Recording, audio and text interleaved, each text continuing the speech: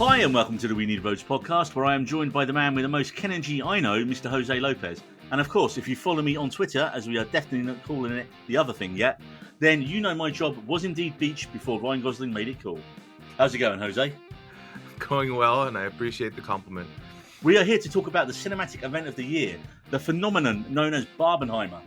And in this episode, you and me are going to be discussing one of the biggest films of the year so far, Greta Gerwig's Barbie. So firstly, Jose, did you get a chance yet to do a full Barbenheim? And by that, I mean see both films back to back on the same day. I did not. I did not. It was tough. No, I'm not going to lie, man. It's exactly the same to me as well. I'd planned to do both, and then work were like, "We need you in London on Friday," and I was like, "Yes, shit, really." I was like, okay, well, even with work running late, I can still make it back in time for one. If I've had a whole day filming up in London, then it needs to be Barbie tonight, not Oppenheimer. Because that's 3 hours of pain, misery, and man's futility, and just, nuclear annihilation. So I wanted something a bit more upbeat and, not as dark, which, we almost kind of didn't get. It wasn't that dark. It definitely made you think twice about your life existence, but yes, it was definitely mostly upbeat. It made you think a little bit about your life existence, but not as much as Oppenheimer, I would say. Correct. Now, what was the crowds like when you saw Barbie? Was it busy? It was busy. I went actually with a good friend of mine and her two children, and we had to look at about 2 or 3 theaters just to find decent seats. It was very busy, and the crowds, I think, was unique to Barbie because women and children and even a few men were all dressed in pink. And I think that was one of the biggest draws, is it allowed people to interact with the movie without doing too much. Oh, yeah, man. I mean, this is the busiest I've seen my cinema in years. Like, probably the busiest screening I've been to is when me and David went to see Spider-Man No Way Home. And that was just coming out at the end of COVID. Like, there was the extra spike in December again. Back in the UK at that time. So we were just kind of just like and arm with that, but it was rammed and we're like, oh shit. But for Barbie on the Friday night I saw it, I almost had to park in the overfill car park, which I've never done before. Wow. It's like a big retail centre and you've got like the car park in the middle. So it's like a lot like in the States, it's like a block and then you park in the middle and all the stores around the outside. And the cinemas at the far corner of that. And then I almost had to park in the other one. I was like on the furthest row from the cinema. And I was just like, holy crap, man, I can't believe it. But what's made this film, and well, both of them, it's not just been the opening weekend. I went on Monday night as well to see, there was a secret screening, which ended up being the new Aussie horror film Talk to Me, which I highly recommend going to Talk to Me while it's out at the minute. But the cinema was still rammed on the Monday night. And like, I walked in and you wouldn't have known it was a Monday. I mean, I think they've timed it very well because at least in the UK, I think last week, all the kids' schools broke up for summer holidays. Mm-hmm. So I don't know what it's like in the States, but over here, they literally must have timed it for that week. Yeah, I think unless kids have summer school, most of the kids are off for summer in general. Were there lots of people dressed in pink for your screening? Definitely women wearing pink. Not many men, but like children and women were definitely wearing pink. There wasn't many blokes wearing pink in my screening, but at least I was happy to say that at least it was like still fairly half and half the audience, because I have read in some places it was pretty much like 70-80% women going to the film, and we're going to get onto like that stupid idea later of why men can't go and see a Barbie film. But no, what a lot of blokes were doing, they were wearing Hawaiian shirts. Oh, so, that's a great idea. That's Ken's idea, yeah. So, I did briefly look in my cupboard, but my old Princess one from back in the days that I was forced to wear to film deck parties sadly doesn't fit anymore. You still have that? Hey, man, it was like, you probably got rid of it when you was on board and bought your own, which is what we used to be able to do. No, but I mean, I held on to those uniforms probably for a few years, but then I realized, I'm not going back, so I kind of just got rid of them. It was a little bit bittersweet, though. It's like, oh no, I'll never have to film a bunch of really, really drunk people on an open deck dancing again. Yeah, bittersweet for me anyway. Well, getting back to Barbie, and let's briefly run through the plot of Barbie. And the basic plot is that Margot Robbie's stereotypical Barbie, her perfect Barbie utopia, begins to fray as she starts having thoughts of death, a cold shower, and most horrifically, her feet are on the ground. She seeks the wisdom of Kate McKinnon's weird Barbie, and she's not weird, she's played with way too hard, who tells her she has to go to the real world and find the little girl who is sad and having these thoughts who is playing with her. Barbie sets off through the real world with Ken stowing away in a wonderful Wes Anderson-esque sequence. And Barbie has a shocking revelation that they haven't made the real world a place where a woman can achieve anything like in Barbie Land, and that the real world is actually run by men. For Ken, this is an eye-opening situation as he discovers what the patriarchy is and horses, and decides to curate his Kendom upon his return to Barbie Land. Meanwhile, Barbie meets the little girl who's having all these dark thoughts, but now she's a grown-up woman called Gloria, played by America Ferrara from Ugly Betty, who works at Mattel and has a strained relationship with her own teenage daughter. The boss at Mattel is Will Ferrell's Call Me Mother, who immediately declares we can't have Barbies running around in the real world and the doll needs to get back in the box. Upon returning to Barbie Land, Barbie finds her home has been turned into a patriarchal nightmare called the Kendom, where all the other Barbies have become brainwashed into serving the Kens. Weird Barbie and Gloria motivate our Barbie to fight for Barbie Land and take it back from the Kens. This leads to a show-stopping song and dance sequence from Ryan Gosling, I'm Just Ken, and an amazing fight scene before everyone decides that perhaps instead of it being girls' night in Barbie Land every night, or whatever the hell it was every night the Kens were doing when they were singing Matchbox 20's Push, maybe just once in a while there can be a guys' night. So, overall for me, the message of the film is pretty simple. Everyone should be treated equally, men and women, and going too far to the extreme in either case is a bad thing, while also highlighting how much work there is still to do, unfortunately, in our real world. And you only have to take a look at some of the reviews to see some real-life Kens in action. And I'm not going to give this guy the time of day, but I'm sure you've heard of this guy, Jose, and I'm pretty sure you can guess it. I'm not even going to call him a reviewer. It's a failed screenwriter guy who done a 43-minute takedown of the movie called My Name, redacted, Destroys Barbie. I mean, dude, I think you're missing the point of life and actually reinforcing the point of this movie even more by doing that. I didn't even know he was a failed movie screenwriter. Mate, he's just a failure at life judging by the sounds of things. Yeah, it's the fact that he did an entire video that's half the length of the movie itself, trying to take down this movie. It just shows you how hard he's trying. Why bother wasting time talking about stuff you really don't like? What's funny is, like, what is he doing with the Barbie in the first place? Like, did you have to buy that to destroy it in the first place? I think you're missing the point, like a lot of people do with certain things. I would say that I can't believe in this day and age there is still the attitude from some, and I use this term loosely, men, who will absolutely take the film at face value and not see it because they're going, oh, it's a Barbie film, it's based on a doll for girls. Now look, I'm happy though to see not one comment or like that on my timeline at all, because indeed, as this film shows, Barbie should be for everyone. Yeah, I had an interesting little exchange on my personal Facebook page. I saw this. I saw it pop up, man. That was a long message. Yeah, we won't go into it, but I try to stay civil. And I had to kind of cut things off at one point, but it just shows you that people have different opinions, different viewpoints. And now obviously, we're not going to name and shame the person, but was it a man or a woman who said that? It was a woman, of all things. Which is surprising, yeah, because normally a lot of the criticism has come from men in this, surprisingly. And well, not surprisingly, but it's surprising that a woman took an objection with it. And realize that it's exactly what you said, trying to equalize both sides, not all men. Yeah. It's not great for all men to be a patriarchy. It's not great for it to be a matriarchy. It's when they came together, because like Barbie had to apologize, and that's big deal, for the movie to show, oh yeah, I was not appreciating you. But I don't know if it's definitely not as straightforward, but also it is.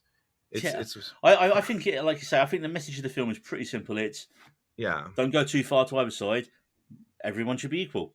Mm-hmm. And in the perfect world, there should be equality in everything. But we don't live in a perfect world, and like you say, that's what makes it. That's what. But I love how she's able, like Greta Gerwig's able to mine the humor from that.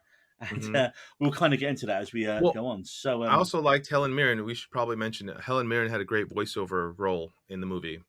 Well, and she breaks the fourth wall so many times. And they address straight on the casting of Margot Robbie as Barbie. The line's something along the lines of, and let's be honest, you don't cast Margot Robbie if you want a true representation of... It's something like that. Yeah. You know what? I also caught a little flack on the movie in terms of Ryan Gosling being cast. And it wasn't because, he's not good looking, but it was more like he's much older than Margot Robbie. And I had to look it up. I think he's 42 and Margot Robbie's 33. And I would have never guessed. That's nothing in Hollywood terms, is it? Let's be honest. Correct, honestly. but I just didn't realize he was that much older than her, and I didn't realize she was that young. So I Because he's just been around for so long now, hasn't he? That's the thing. yeah, she had a pretty early break, I guess, a lot earlier than So, expected. so I was going to say, Jose. So, did the film live up to your expectations? And even then, did you know what to expect going into this? Because we talked about this when we reviewed the trailers, and we kind of both knew it wasn't going to be just a straight ahead glossy comedy with like, oh yeah, girl power. If you get Greta Gerwig Hmm. in as director, and she's written it with her partner Noah Baumbach, they've done some really indie terrific films over the years.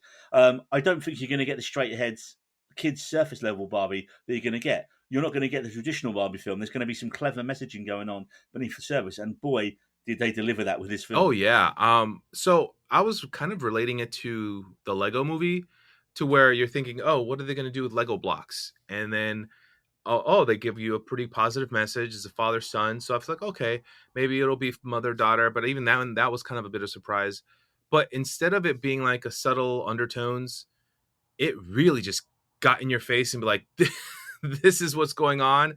And like the second half of the movie, you're like, am I living a life that I'm happy with? It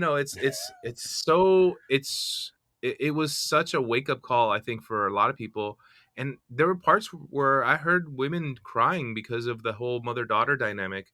More so the fact that it showed the little girl growing up and then not necessarily being a fan of her mom, and then her mom dealing with that. And I thought that was really great. And I think it was well done because of Greta Gerwig doing that.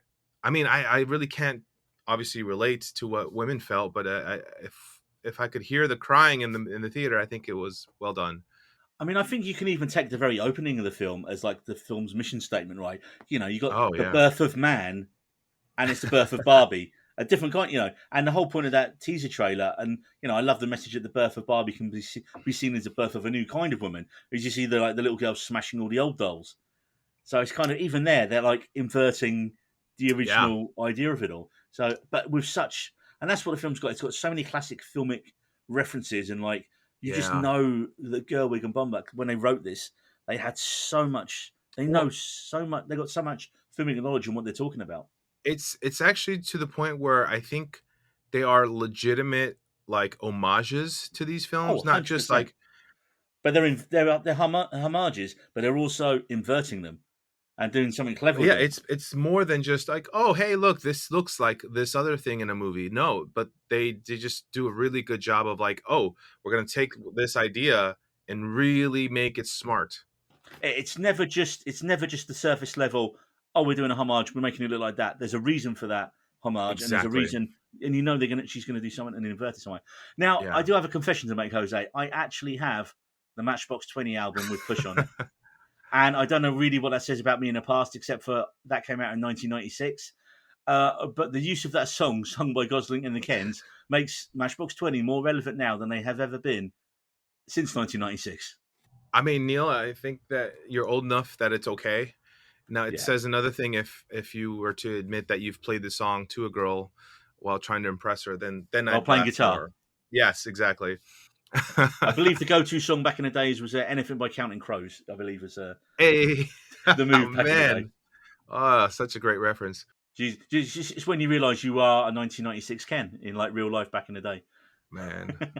Now, yeah, you briefly mentioned America Ferrera's character Gloria, and she was superb as one of the few real-world women in the film. And like you mentioned, her monologue near the end of the film about what it means to be a woman, I'm sure hit home for many women in the audience, and hopefully opened a few men's eyes at the same time. Indeed, it's Gloria's speech more than anything else at the end of the film that undoes the brainwashing of the Barbies from Ken's patriarchal nonsense. So it's just like common sense. This is what it's like to be, and that's what wakes all the Mhm. other Barbies up. And I love that her daughter Sasha as well gets to do a brilliant takedown of how many modern girls view the traditional Barbie toys these days. And that killer line, she had all killer lines like "You've been making women feel bad about themselves since you were invented." Oh, burn! Then she calls Barbie a fascist, and of course, this is a perfect example of Gerwig's writing here. Robbie's comeback in that, Barbie's comeback in that is she thinks I'm a fascist. I don't control the railways or the flow of commerce. Like that's such a brilliantly matter of fact but hilarious line. And as the film goes through, she starts peppering in a lot of these kind of lines, and you're like, that's not someone I'd ever expect Barbie to say. But then Hmm. in Barbie Land, she's stereotypical Barbie, so she does know all these things. So Yeah, it it was so well written, man. really, really smart. It was the perfect blend of Gerwig's indie sensibilities while still delivering a brilliantly weird mainstream blockbuster. And you know what? Fair play to Mattel and for Warner Brothers in letting Gerwig go this far into the weirdness. Like, they must have just, like, hands off, do what you want. We fully trust you. Well, I think it was more about they probably saw it and they're like, you know what, this is actually a smart way to own up to what we've been doing. We're taking accountability and still having fun and poking at ourselves. I think that's where it happened more. I think Mattel, Warner Brothers, well, we've Maybe discussed not Warner Warner Brothers. Brothers. No, maybe not Warner Brothers. They're just like sitting there counting their money now. David Zaslav's probably got another 2 yachts out of this Oh film. man, yes, yeah. Oh, there you go. I found something negative to say about Barbie. It's made Zaslav more money. Yeah. But I think that what they did in the movie itself was meta, knowing what was going to happen later. You Oh know, yeah, with the I hate to bring it up a little early, but the Mojo Dojo Casa House scene. Jose. I'm literally looking. That was my next note. Was Mojo Dojo Casa House, and I tell you, I was trying to work it back in to say since this film, Zaslav's probably got a couple of Mojo Dojo Casa houses after this. Yes. No, I think that I mean I've already seen people looking for the Kenough sweatshirts and T-shirts, and they're actually sold by Mattel, and they're all sold out according to the time of That's recording. insane. I mean, everyone just wants everything connected with the film. Like the merch is going to go to sales. Are probably going to almost come close to what the film makes. I wouldn't be surprised. Oh, I was at the Tampa Comic Con yesterday. There was already a handful of women dressed as either the rollerblading Barbie or the cowgirl Barbie. And I was like, this movie just came out. But granted, those were two costumes that were in the trailers, and I feel like a lot of people were excited. So I think they And at already had. cons, you do get a lot of professional cosplayers, don't you? Yeah. Yeah. It's Well, I mean, insane. people who are dedicated, I would say. I don't think you had to be a professional to really get these two costumes set up. And I mean, I'm not trying to downplay it at all, but the fact that they were excited enough to try to do it for the con, I thought was great. One of my other highlights of the film was when Ken's discovering all the patriarchy and horses. Um, Yes. the Snyder Cut joke absolutely Yeah. slayed me. I was just like, Yes. yes, because this film is definitely the antithesis of those type of fans, those toxic fans. This is everything they hate, and I love I, that joke. I was just like, this I is actually superb. heard some rumblings that people were upset about that joke, and I'm like, of course they are. Of course they are, because they haven't got real genitals either, apparently. So now there was a great cameo from Rhea Perlman. Where's Rhea Perlman been for all these years? Because she's married to Danny DeVito. You know, DeVito's been off doing Jumanji. He's in Oh, It's Always Sunny, and I feel like I haven't seen her in anything for years. I think she's just been sitting back using that Happy, Always Sunny money. yeah, yeah. Well, I mean, and she plays Barbie creator Ruth Handler, who imparts her wisdom for the real world onto Robbie's Barbie. And everyone kept making a big fuss when the first trailer came out. Is who was the old lady on the bench? Is there some significance? And I think at the time we all thought, is she like supposed to be the woman who invented Barbie in that? Well, we were wrong because that was Rhea Perlman. The lady is two-time Oscar-winning costume designer Anne Roth, who's previously worked with Gerwig and her partner Noam Baumbach on some of their earlier films. But she won an Oscar. She's 91 now, Jose, that lady, when that was filmed. 91, and she only won the Oscar for Best Costume Design, I think, 2 years ago for, I think it was one of Chadwick Boseman's last films, Ma Rainey's Black Bottom. So she won an Wow. Oscar at, what, 89 for that? That is amazing. And I think her previous one, and I'm not 100% on this, I think it might have been for The English Patient. Oh, wow. Okay. And she was just like, Gerwig was like, just apparently she had to fight to get that scene in because everyone said, well, it doesn't connect to anything. And when she's like literally the definition of what all women should be. And I want that scene in. That's amazing. I mean, I thought it was a great moment. Oh, yeah, Honestly, it's a perfect moment. if I'm going to be completely honest, my eyes were not dry through some of the movie. It was just really, really sentimental moments. I think this movie was great. Honestly, that bottom line. Now, I think we need to move on to, Jose, some of the other cast. And Oh, let's talk about Alan. Alan. Ken's best friend, played by Michael Cera, pretty much playing every Michael Cera character he's ever played. But he got a massive react whenever he turned up in a film in our cinema. you literally people would like be laughing, or he'd get that noise, like when he like came out with stuff. I was like looking around, going, I said, what? Why are people? I mean, I get it. I mean, I love how he's introduced by Mariners. There are no multiples of Alan. He's just Alan. And then Sarah You want breaks the to fourth wall himself. And he goes, "Yeah, I'm confused about that."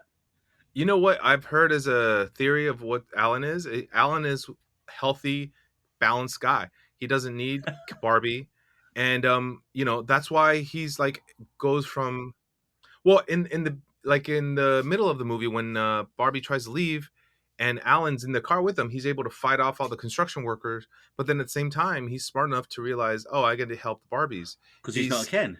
He's not a Ken, and Yeah. so Alan represents what a balanced, healthy male ego is, and I think that's why a lot of women were like, "Oh, Alan." That's a really good take, man. I've not heard that. I saw that online. I can't take credit for that one. Apparently, though, his main selling point was that Ken's clothes fit him too. Yes, in the Tolstoy. Somehow. And moving on from Alan, Alan's in the Dole lineage apparently had a wife called Midge. Midge, the discontinued pregnant Barbie. I mean, who greenlit that doll, man? That's an insane idea. I was reading up on it a little bit today, and they were saying everyone just wanted it banned immediately because it like encouraged teen pregnancy. But did you know who played her? No, who did? A lady called Emerald Fennell. Name ring a bell a little bit? No? I'm not up to speed on current. So Emerald Fennell is the Oscar-winning writer and director of the Carey Mulligan revenge film Promising Young Woman. No. Yeah. Oh, man, that's awesome. Because before she did that film, she was more known as an actress in the UK. I think she was in some of the early seasons of The Crown, which I never watched. Oh, wow. And then obviously she like just wowed everyone with Promising Young Woman. She's got a new film coming out that's due at the end of the year as well that looks amazing as well from what I was reading up on it. You've got Tanner, the pooping dog, which was actually a dog that pooped Yes. for real. I mean, I suppose I can see the idea that you train people to pick up dog poo, which is good at that age, I suppose. But you don't really want kids going around picking up dog poop, though. Not at that age. With a history as long as Barbie, there's going to be some interesting failures. And the most interesting, probably for me, has to be Skipper, the doll that can increase its boob size by rotating her arms, who we saw briefly in the film. No, yeah, I just love that they included these, they're very brief moments, but it just makes the film so much funnier for me. Well, it's so rich, isn't it? They've clearly just the film was production designed to within an inch of its life in the best possible way. Like it's one of those films that every time you watch it, you're going to pick up something else in the frame. You're going to pick up another thing in the frame. There's going to be another meaning to that. You'll be, oh, I didn't realize who that was. I didn't realize who that was. Yeah, I also heard that you were thinking of interesting facts. They used so much pink for the set design that it actually became almost impossible to find after what they used. Like there was a shortage. There we go. They used so much pink. There was actually a shortage of that color pink in the world. Like throughout the entire world, they used so much pink. And if you've noticed, almost as much as they could, they used practical sets. Greta Gerwig was Christopher Nolan for this film. Like there was very rare moments. Like obviously, if they had wire work, they had to digitally delete the wires. But I think there's even one part that I noticed probably happens more than I realized at the moment was when they were showing the car driving through Barbie Land. I think it was a miniature car with miniature dolls in it. Yeah, I think it was miniatures. Yeah, I caught a few bits where I thought, I'm sure that's miniatures they're doing there. Yeah, so I thought, because I knew ahead of time that sequence when they leave Barbie Land, I heard that it was practical sets, and then seeing it in person, they used so much practical sets. It really made it more tangible, I think, because they could have easily gone blue screen. And I just loved how they got to the real world. It's just keep going, and then you're in Santa Monica. It was just like, you're in LA for real. Yeah. And one thing we do have to talk about with the film is money. Because here in the UK, the Barbenheimer phenomenon has brought the highest ever week of the UK box office. So in the last week, it's Sunday to the 30th as we record this, from Sunday to Sunday, it has made £66 million between the two of them, which doesn't sound a lot in the grand scheme of things, but on average, the UK box office takes maybe 10 to 15 million for a number one film is like average or good in the UK. So a film reaching that, and there were sold out screenings for days here. I was listening to the Empire Magazine podcast, and some of the actual critics there had to wait to see it because all the screenings around London was sold out for like days in Wow. advance, and they were like crap seats left that they didn't want to see, so they had to wait a couple of days in some instances to go and see the proper screening. I mean, you had to pre-book to go and see this. You couldn't just like, oh, let's go and see Barbie today. Sorry, you can't. It's sold out. Yeah. And when was the last time that ever happened? And I mean, that probably helped Mission Impossible's gross go up a little bit as well, because people turned up like that to the cinema. Oh well, we can't see that. Let's go and see Mission Impossible then. Yeah. I mean, Mission Impossible hasn't done as well because it's had to contend with the whole Barbenheimer thing, but it's still doing well considering. Well, their IMAX. There's a small snippet of information out there that says that Tom Cruise was not happy about the IMAX situation because he only had 1 week. His screening to be in IMAX films before Oppenheimer took over the IMAX. And of course, the smart thing there is as well. IMAX tickets cost a hell of a lot more than a regular ticket. They're probably double the price. Yeah. So if you're encouraging people to get sold out IMAX screenings, you're probably doubling the amount of money you're taking for every screening. So that's quite a clever way. I mean, Oppenheimer has done really well as well, but Forbes is predicting by the end of this weekend, Barbie will have passed 700 million in 2 weeks. That's amazing. And I'm so happy. That many are predicting it's going to cross the $1 billion target very soon. And only one film has done that so far this year, and that is Super Mario Bros. Wow, I didn't know that. Yeah. Yep. I just hope that the studios see this and know why, instead of thinking, of course they don't. It's a Barbie movie. Although I've heard rumors that there's a line of Mattel, or not, is it Mattel? Yep. And we'll get into that in a while, Jose, because I've got a whole section on spin-offs lined up. But before, I don't know if this also works into this. I heard that this whole Barbenheimer thing actually was not an accident in terms of the two studios that were involved. I forget the details, but something happened to where they were angry with each other. So I think maybe it was Barbenheimer, maybe it was Barbie, maybe it was Oppenheimer, but one film was set to open on this release date, and then the other exec was like, you know what, we're just gonna mess with them and open on the same day, and then it turned out to be like probably the most amazing decision to ever be made in recent time, because the contrast is what made it so interesting for everybody. But it's perfect counter programming, but by linking these two films together that have nothing to do with each other, it increased the box office of both films. I mean, let's think. Do you think Barbie would have been as big if it wasn't paired with Oppenheimer? Do we think Oppenheimer wouldn't? I mean, I think Oppenheimer's closing in on around 400 million now. And again, that's a 3-hour dark drama. I think this is the product of a social media 100% era. Because yes, it could have made a lot of money, I think, and it would have probably had as much praise. But the attention that it brought, it was free advertising. With so many but also the hashtag, the Barbenheimer hashtag. Yeah, but I have to admit though, Barbie really pushed their marketing. They were doing their own work too. They did a lot, and I even saw a TikToker going up to like different stores and just going up to pink things like we have Pepto-Bismol, which is a stomach medicine, and it was like, oh, Barbie. And then like they went to a car dealer or a car parts store, and there was like a pink windshield washer fluid, and they're like, oh, Barbie. So it kind of really goes to show just how much of an effect it had with the marketing as well. Well, I think they were even clever. Like we talked about the early trailers, when the amount of interest they generated from the initial posters, because they had character posters for every single. They had character posters for every single character. Although that is one thing I've got one big con with Barbie, and that's what I'm going to get into, which is the use of some of the actors in the film. But we're going to get onto that in a second. Finishing off here on the money they were making. So we hear all this fuss about a film's opening weekend box office making or breaking the film.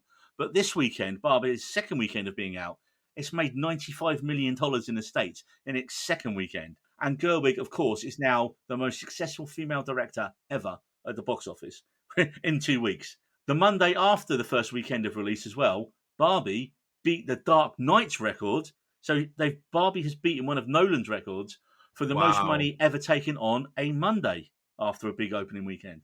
Wow. And as I said, I can attest to that by how busy the cinema was on the Monday. And that Monday alone, it took $26 million in the States. Wow. That I have no other word. I'm just pleasantly surprised that it did so well. Let's talk cons, and there's not many to be fair. I think we've both kind of said we both really enjoyed the film. I Hmm. think it's probably one of the films of the year. I don't know yet whether it's going to get awards recognition or not.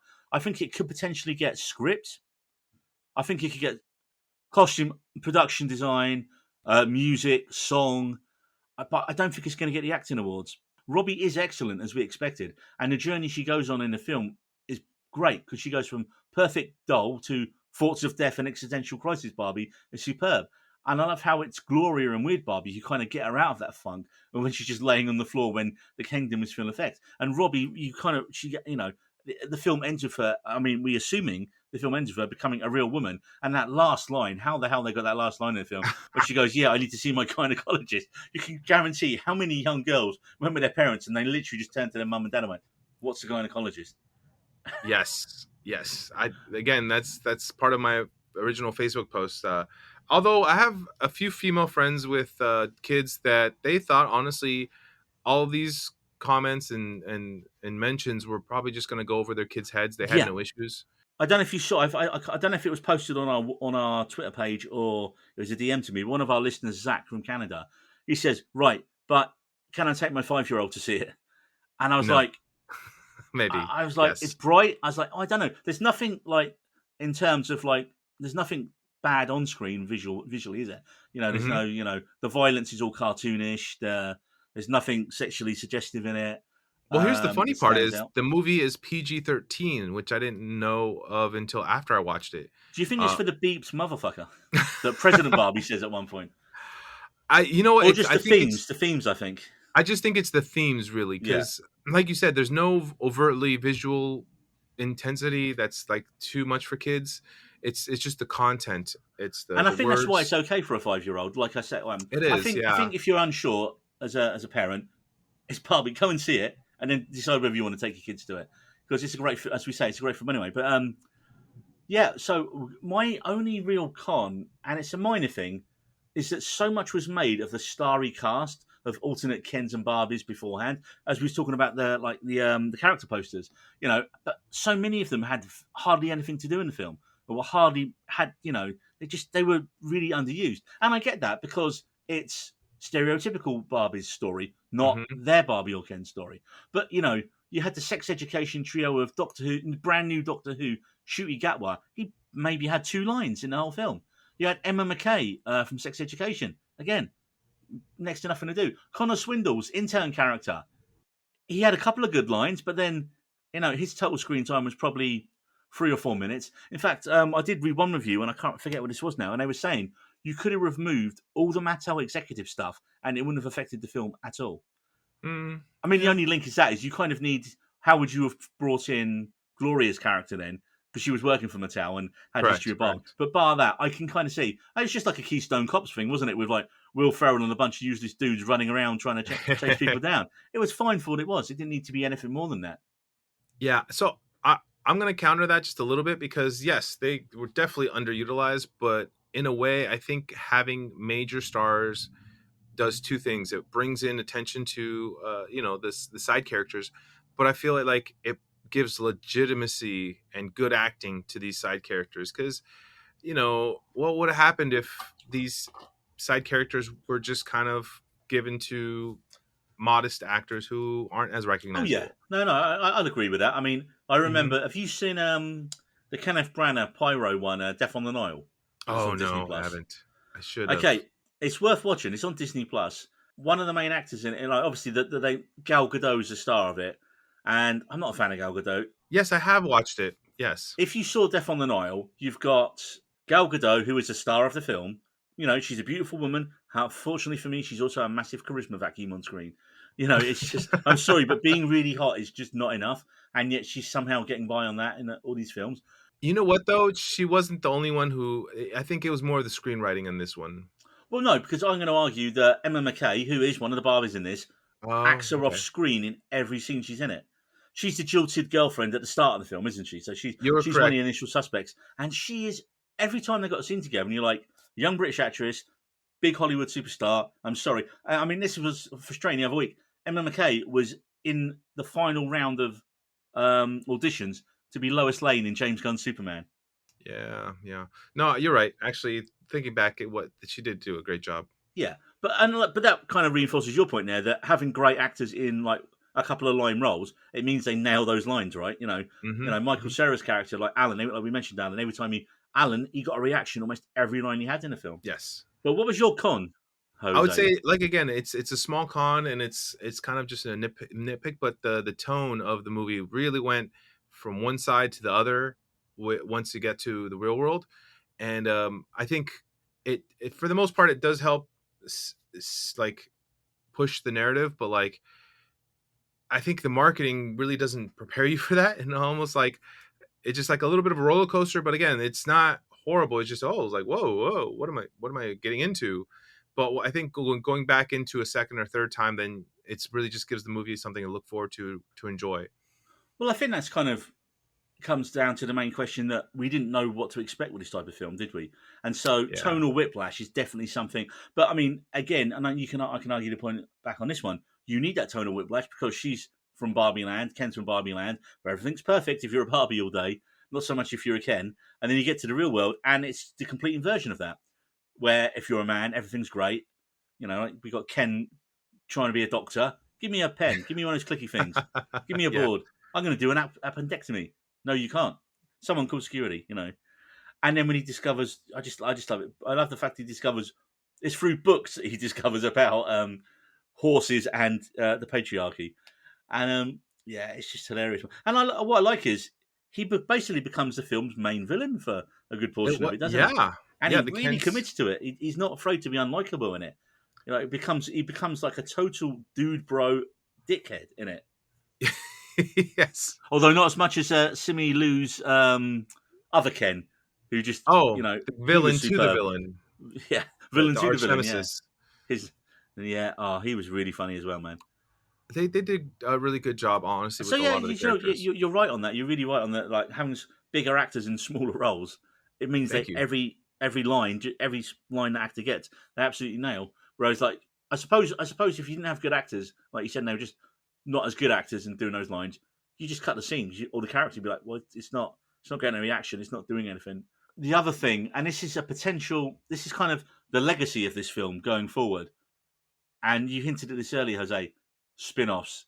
Naturally, Mattel and every other toy company are looking at what adaptations they can try and cash in on.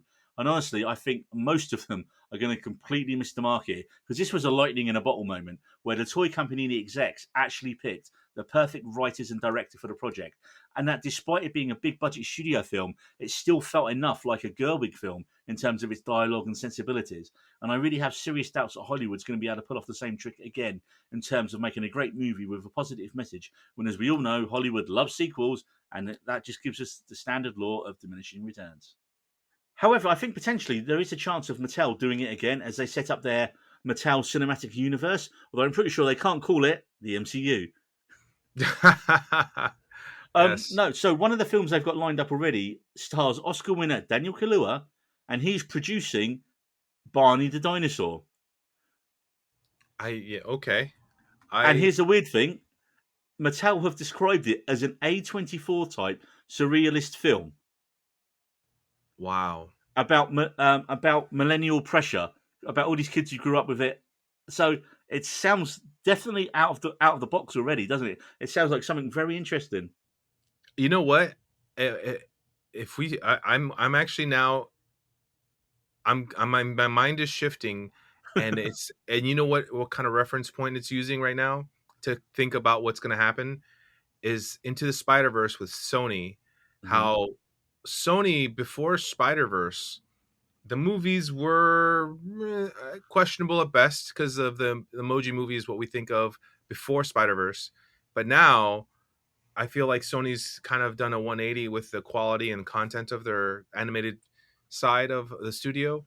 So I feel like Well, hearing that about the Barney movie, it from gives Mattel, me, yeah, from Mattel. I think after Barbie coming out and then now the description of Barney being described like that, an okay, A24 type surrealist film, yeah. I'm more open to the idea now of Barney being in a movie. I mean, when I think Purple Dinosaur and movies, Do you remember there was a film in the late 90s, early 2000s with Edward Norton and Robin Williams called Death to Smoochie? Yes. Oh my goodness. Underrated classic, people. If you've not heard or seen the film called Death to Smoochie, search it out now. Essentially, Edward Norton is a young up-and-coming child entertainer, and Robin Williams is the outgoing older one who's about to lose his spot to him. And it's one of the first films where Robin Williams played a villain in it. And I Mhm. remember Catherine Keener was in it as well, and Edward Norton's like the young, wet behind the ears kids entertainer who's just purely good sewn through. And it was a really dark film. I mean, like, you know, if I remember rightly, the film starts with him playing "She'll Be Coming Round the Mountain" to a bunch of heroin addicts at a drug rehab center. And like, I think Robin Williams' character is involved in a sex scandal and has to step away. And I think that's it. And he plans to kill Smoochie, which is Edward Norton's character. But one name we're going to be hearing a lot, right, with the other MCU going forward, and that is a name you might not be too familiar with, and that is Robbie Brenner, because he's the producer in charge of Mattel Films. So, like you Mm. say, they've already got Kahlua lined up to work on Barney. Next, this just sounds like a copying the Barbie playbook beat for beat. They're doing a Polly Pockets movie in development, but that's being written by let's think female writers who have the zeitgeist of what it means to be a woman in one day. So they've got Lena Dunham to write it. Wow, that's a great choice. That's a great choice, but it does seem, as great as she is, it does seem like copy and paste from Barbie, doesn't it? I mean, at this point, I've never even I'm heard gonna of Polly and Pockets, man. You know, to be fair. Oh, But that is a very American toy. That is a very American toy. well, she's going to be played though by Lily Collins, who's attached to starring that. What? Okay, I sorry. believe she's in Emily in Paris. Oh, She's Emily. wow. Her. Okay. If you could see Jose's face as he's just Googled Lily Collins. I think I'm gonna enjoy this movie. And No. getting back to the Lily Collins is a beautiful, beautiful woman, and I forgot who she was. And Emily in Paris is terrible. It's a fun show. No, that was terrible, Jose. It's all about your perspective. It's such a bad show that when it got nominated at the Golden Globes one year, one of the writers of the show said, "I can't believe we got nominated. It's a terrible show." I don't know if she's still on the show, but literally, even they were like, "We got nominated? How?" They were clearly clear on what the show was. It's like, a fun little easy show, and there was no way it should have been in the same company. I think that's why I was like, okay, let's not take this seriously at all, because I've also heard the controversy about the French hating it because it paints them. I mean, come on, it's every American stereotype in France ever. Exactly. So, I mean, going into that, I almost took it as the mindset of it's a spoof. And I didn't watch a lot of it, but the few episodes that I did see, I was just like, this is really funny, really pretty, like set design. But not enough to make me keep watching it, because there's too many better things out there in life. I mean, that happens with a lot of shows. With Mattel, let's think of some of the other properties they got. I think they've got Biker Mice from Mars. Classic. But the big one, and this is funny because this other one property they have is like the antithesis of Barbie, and that is He-Man. Yes.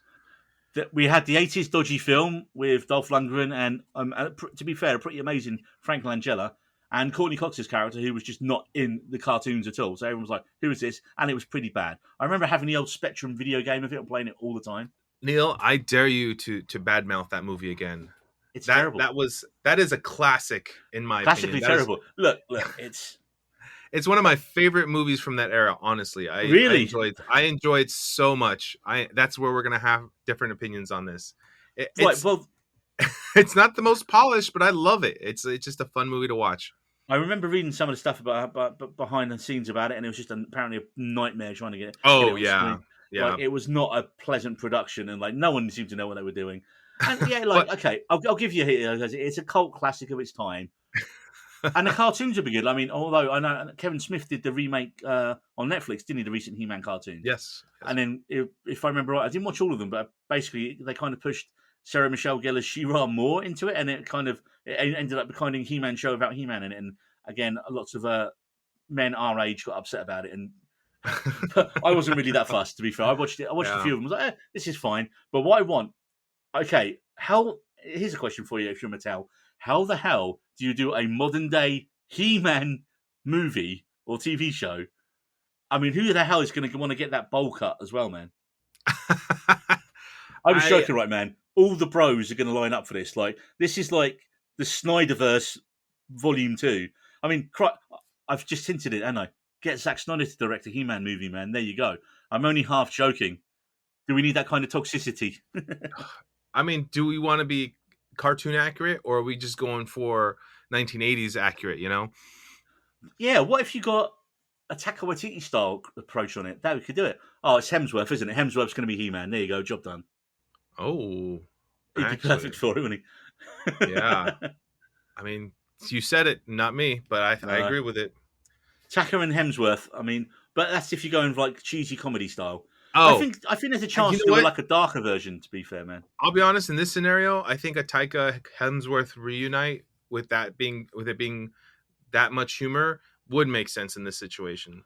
Because you could Honestly, play it really camp as well, couldn't they? They could really play it. totally. That the content lends itself for it. Currently, Mattel have announced 13 films already.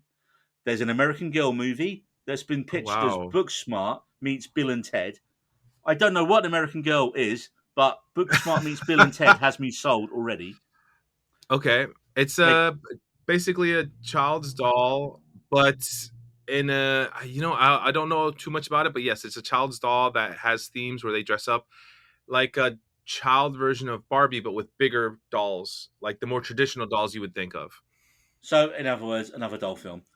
There's going to be a Magic 8-Ball horror film, which sounds awesome. That's an Awesome. easy sell. This blew me away. They're doing a Hot Wheels film, which I don't even know how you get into that, but it's being directed by, of all people, J.J. Ooh, Abrams. I like that. And I'll be honest, I'll tell you what it's going to be. It's a racing film. Well, I knew it was about cars, but like, what is it? Is it going to be live action? Is it going to be animated? No, What? this has to be live action. I mean, this is going to be too good to not be live action. And then you know what it is? It's going to be a racing film with live action cars who've been modded to be over the top. Okay. And with J.J. So Abrams it's and the the new lens Fast and flare, Furious.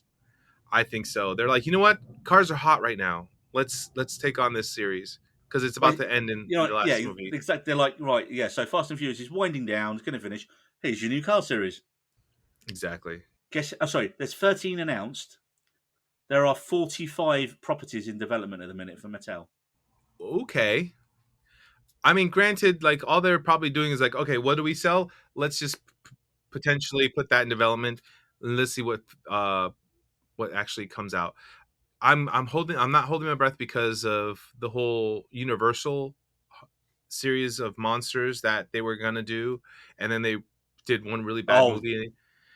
I'm waiting for just one bad movie to halt their plans. we remember Tom Cruise. Yeah, but the thing with Mattel is none of these films are linked. There's no shared universe. Not yet. Not yet. I mean, yeah, they are talking about a Ken spin-off, aren't they? Remember, Goes against the whole point. this is Hollywood. Yeah, I forgot Hollywood, where if a film does really well, we just make that film again and again and again till no one likes it anymore. Yeah. Also, I think the writer's strike and the actor strike really could potentially change that and make it for the better. So you just never know, really, with what's going I on. think if I remember reading rightly last time, when the writer's strike happened, doesn't mean writers aren't writing, but they're writing their own stuff. So other ideas are getting refined, and obviously, what happens then is all these new screenplays and scripts have been like just the second everything's agreed again. You go, right, here you go, boom, great, green light it, boom, green light it, and you're going to have like this. I remember them saying there were some really cool films that never would have been made that came out of the last one because writers had more time to just sit there and they weren't on crazy like studio deadlines. So if you're off, if you're in a position where you can afford to pick it and afford to like strike, but also keep writing, then writers, that's literally their job. They're not going to stop writing. So you are going to get some really cool stuff produced out of this again. Now, we did ask for your comments on Barbie, and we received the following delivered by Horse. From the team over at SP Film Viewers, we got Barbie could well be Sophie's new favourite film, and I really enjoyed what it had to offer. Culturally significant in so many ways, this will be a film that will stand the test of time, I'm sure. Friend of the pod, Stu, over at Stu World Order, said Barbie is a joyful blast and also somehow very important. I think it's my wife's new favourite movie. So basically, everyone's wife loves Barbie. Oh, a quick shout out to Stu over at Stu World Order. He does some of the best Buffy. He's doing a Buffy recap. He'd never watched it when it originally happened, and Ooh. he on his website stewworldorder.com, he does a run through of 2 episodes at a time, and it's just brilliant because what he's doing, he's looking at it from a modern lens, and so it's stuff that I might have loved in it when I was a kid, and I'm reading it now, and it's just really funny reviews, man. So yeah, go and give Oh Stu man. go and give Stu a read over at his. I've actually recorded another episode. I appeared on Stu's podcast a few years. Was it last year? Time has lost all meaning now as we come towards the end of the podcast. But I went over and we did an episode on the Suicide Squad. I recorded with Stu a little while ago, and we got another episode coming up soon. So look out for that when I'm going to be over there guesting with him. For those of us who don't know, what are other Goig films we can watch? So, like we mentioned before, like female directors don't get that many chances and opportunities as male directors.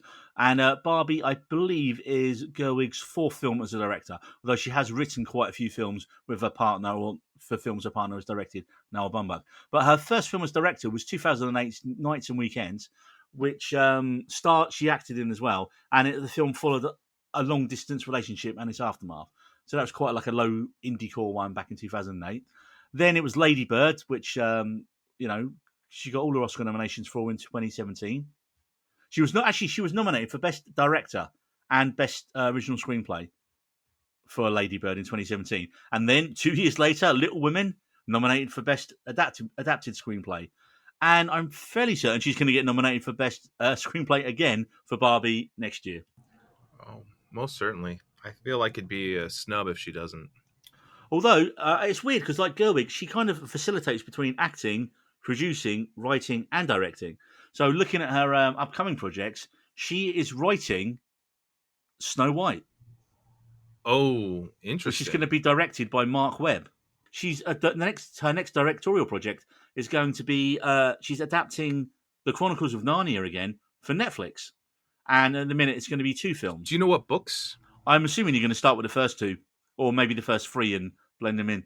It depends how she's going to approach it. Oh, wow. Okay. I mean, I feel like the Chronicles of Narnia had a good start previously, but I guess it's been some time. I feel like if you can reboot Spider-Man within 1 decade, you can do the same for an entire series. Yeah, I'm wary with Netflix these days because Yeah. they can't commit to buying a cup of coffee at the minute without like reneging on the deal. So it's kind of like if you've got money, go to Apple. Apple will give you a chance to properly develop your projects. So, final thoughts. What are your final thoughts on Barbie, Jose? I think I'm gonna reiterate what I put on Threads. It was more than I expected, a pleasant surprise, and I just hope that honestly studios understand why it's such a big success, and they are able to put out more quality content because of it. That's my simple answer. Yeah, for me, Barbie actually delivered exactly what I thought it was going to be, but then some. I expected Gerwig's script to have some great jabs at the patriarchy and how women are viewed in the media. And I also predicted in an early episode that it would beat Oppenheimer in box office takings. And then, as we said at the start of the pod, as it stands, Barbie is well on course to crack the $1 billion club at the box office. It's a great film with a simple message that no one gender should be completely in control of another, and that equality is something we all need to strive for, despite the real world, and despite our real world being some way behind. Will there be a sequel? Well, we can pretty much bet on it, but because of the success of this film, how weird are they really going to let Gerwig go with it? And will she want to come back? I'm sure Warner Brothers and Mattel were banking on it. And hey, who would have guessed that it would be a film that celebrates women, directed by women, that has become one of the biggest films of recent years at the box office? Well, karmically, it seems somehow right that film indeed is Barbie. We needed roads.